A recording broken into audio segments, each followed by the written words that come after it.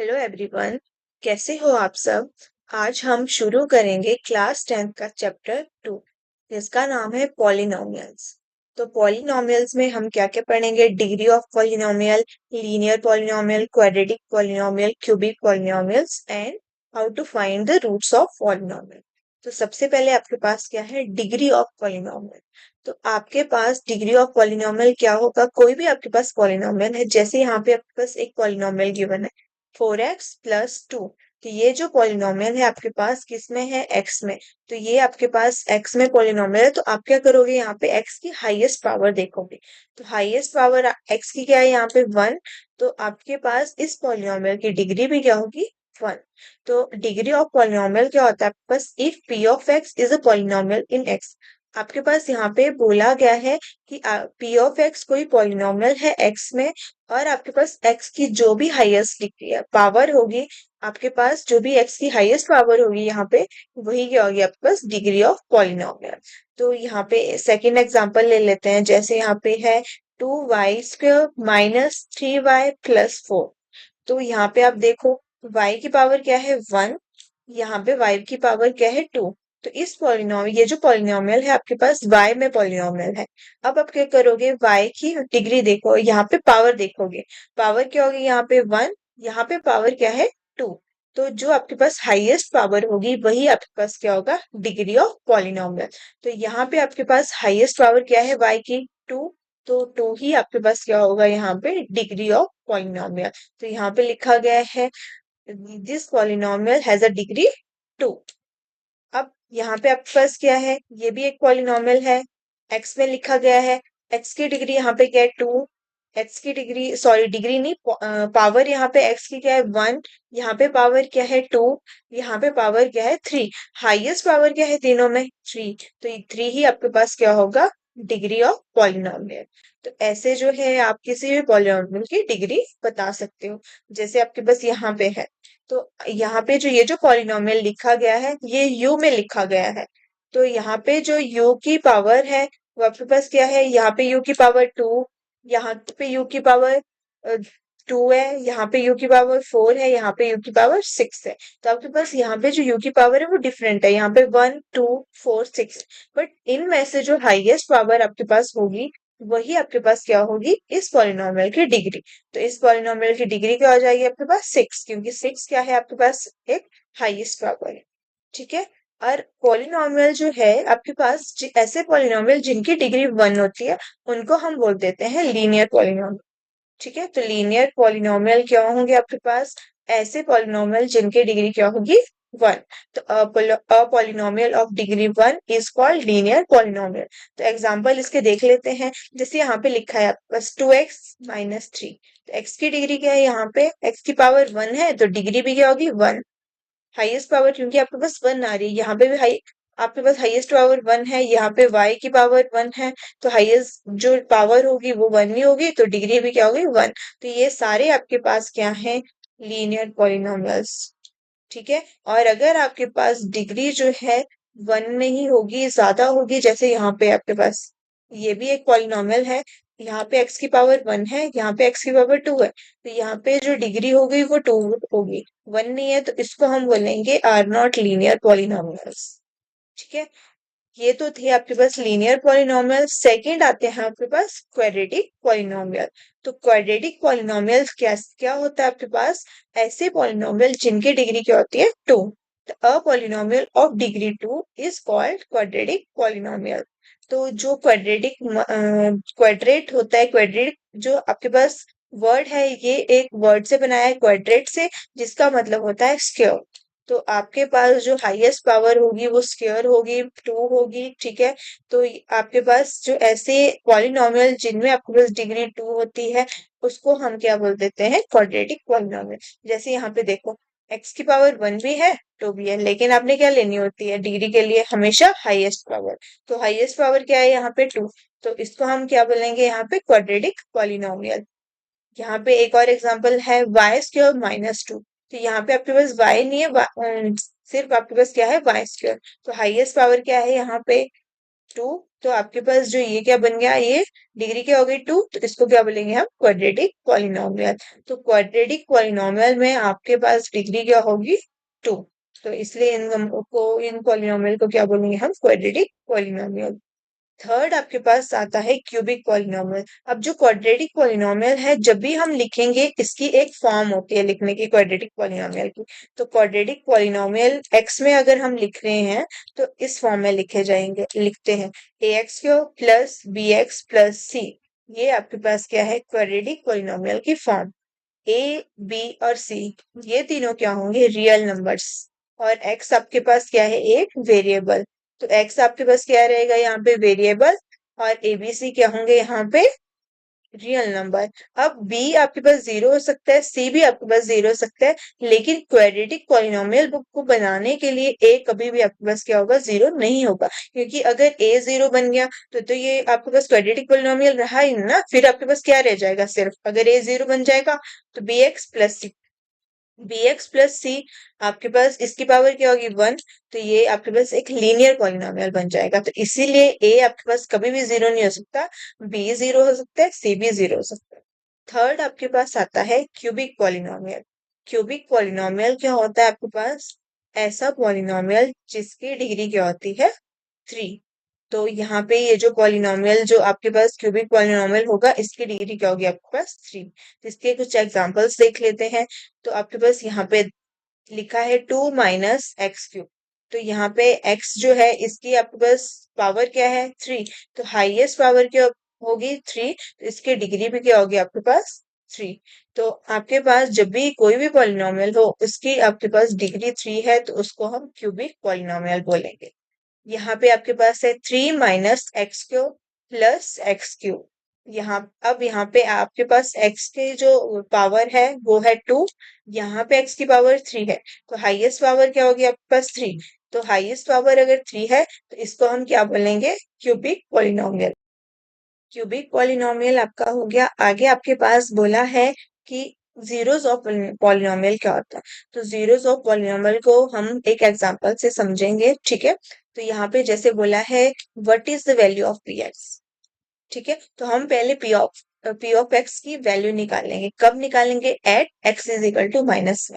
तो आप क्या करोगे, यहाँ पे एक्स की वैल्यू -1 सब्स्टिट्यूट करोगे। तो जब आप एक्स की वैल्यू -1 सब्स्टिट्यूट करोगे तो ये क्या बन जाएगा, यहाँ पे पी ऑफ -1। तो ये क्या बन गया, -1 स्क्वायर। यहाँ पे क्या था, एक्स स्क्वायर, तो ये बना -1 स्क्वायर, -3 इंटू -1 -4। तो -1 स्क्वायर क्या होगा आपके पास, 1। आगे आपके पास क्या है, 3 इंटू -1, -3, -3 इंटू माइनस, तो क्या बन जाएगा ये, +3। ठीक है, तो ये बन गया आपके पास 1 + 3। आगे आपके पास है -4। तो 1 + 3 क्या होता है, 4। तो ये क्या बन गया, क्या आपके पास 4 -4। तो 4 -4 इज 0। तो आपके पास जो है पी ऑफ -1 क्या आ गया आपके पास यहाँ पे, 0। तो जब भी आपके पास यहाँ पे आप x की जो वैल्यू अगर पुट करोगे, अगर आपके पास पी ऑफ x 0 बन जाता है, तो उस वैल्यू को हम बोलेंगे जीरो ऑफ पॉलिनोमियल।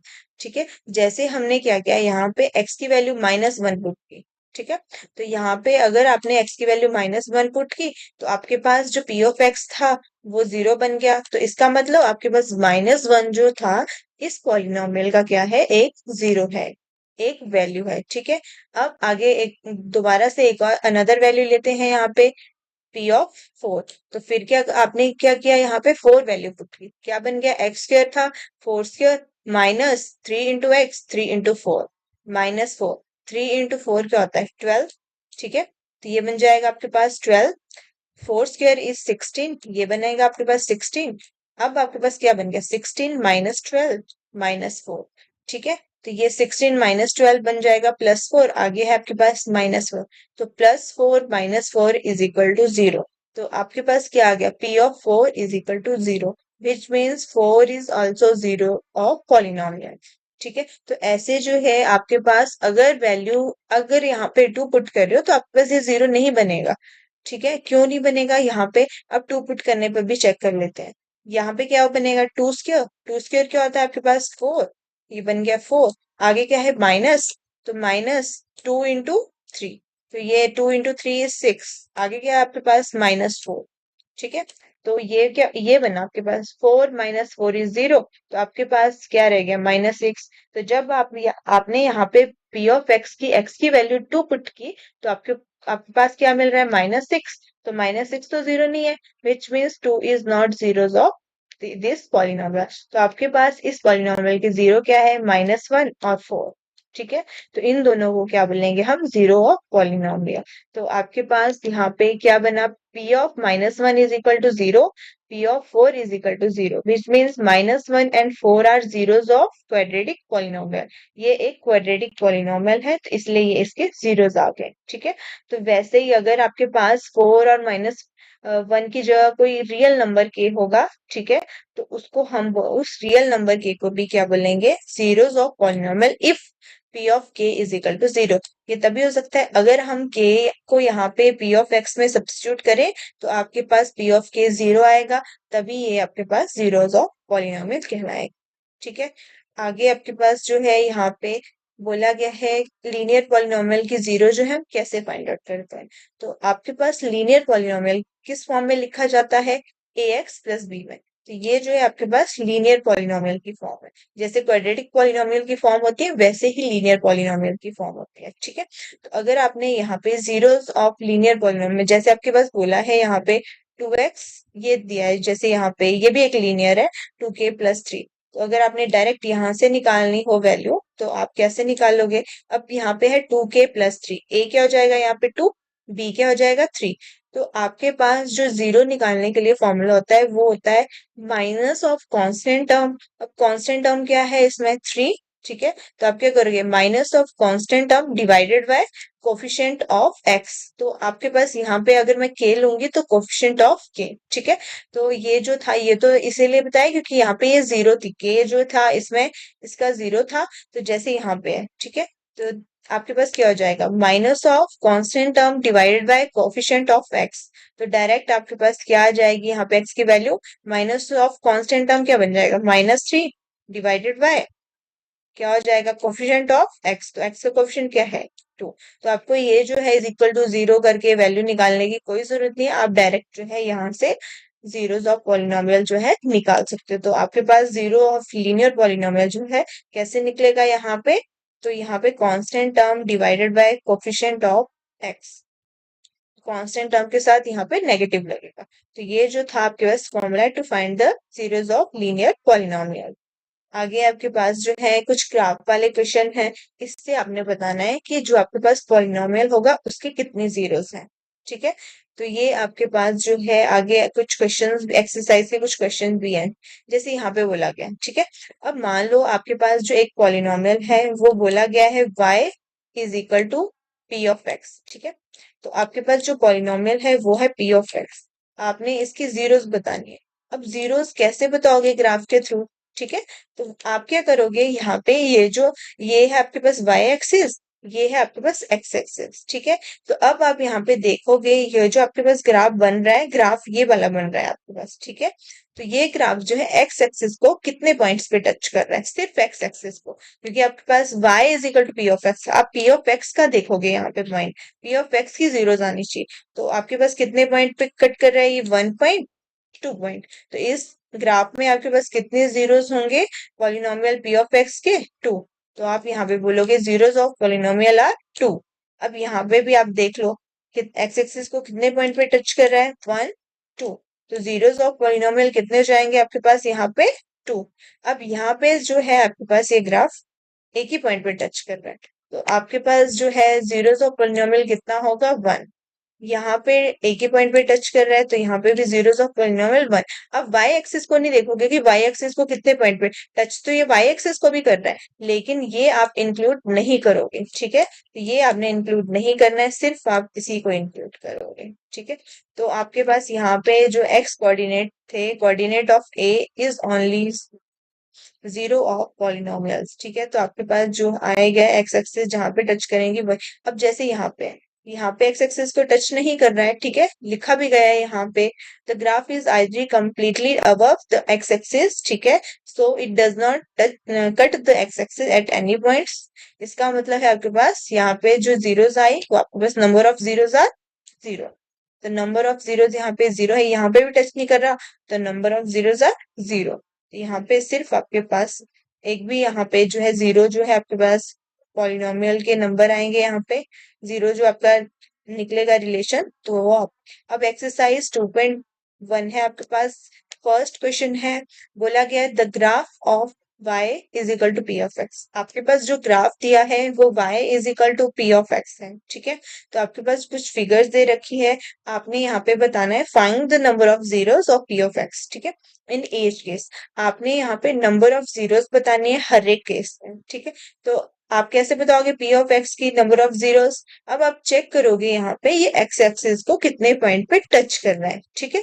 तो आप यहाँ पे देख लो क्लियरली, फर्स्ट जो आपके पास ग्राफ है ये सिर्फ वाई एक्सिस को टच कर रहा है इस पॉइंट पे, लेकिन एक्स एक्सिस आपके जो है एक भी पॉइंट पे टच नहीं कर रहा। तो आपके पास यहाँ पे नंबर ऑफ जीरोस कितने हो जाएंगे? यहाँ पे जीरो। तो यहाँ पे नंबर ऑफ जीरोस कितनी बन गई? जीरो, ठीक है। सेकंड ग्राफ में देखते हैं, यहाँ पे आपके पास जो है ग्राफ बना है, ठीक है। एक पॉइंट पे वाई एक्सिस को टच कर रहा है, एक पॉइंट पे एक्स एक्सिस को। तो आपने नंबर ऑफ जीरो जो है हम किसके देखेंगे? सिर्फ एक्स एक्सिस की, ठीक है। तो आपके पास यहाँ पे number of zeros of P of x कितनी हो जाएगी? 1, क्योंकि आपके पास यहाँ पे सिर्फ एक ही पॉइंट पे ये टच कर रहा है, ठीक है। आगे आपके पास है थर्ड ग्राफ। अब थर्ड ग्राफ में देखो कितने पॉइंट पे टच कर रहा है आपके पास, सिर्फ एक्स एक्सिस चेक करनी है आपने, वाई एक्सिस को चेक करने की जरूरत नहीं है।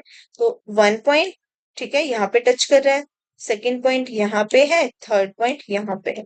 तो कितने पॉइंट पे टच कर रहा है ये ग्राफ वाई एक्सिस को? 3 पॉइंट पे। तो नंबर ऑफ जीरोस भी कितने हो जाएंगे? 3। नेक्स्ट है आपके पास, अब यहाँ पे आप देखो कितने पॉइंट पे टच कर रहा है ग्राफ को? 1 2। तो नंबर ऑफ जीरोस कितनी होगी यहाँ पे? 2। यहाँ पे देखो फिफ्थ पार्ट में ग्राफ में, अब आपने चेक करना है कितने पॉइंट पे टच कर रहा है? 1 2 3 4।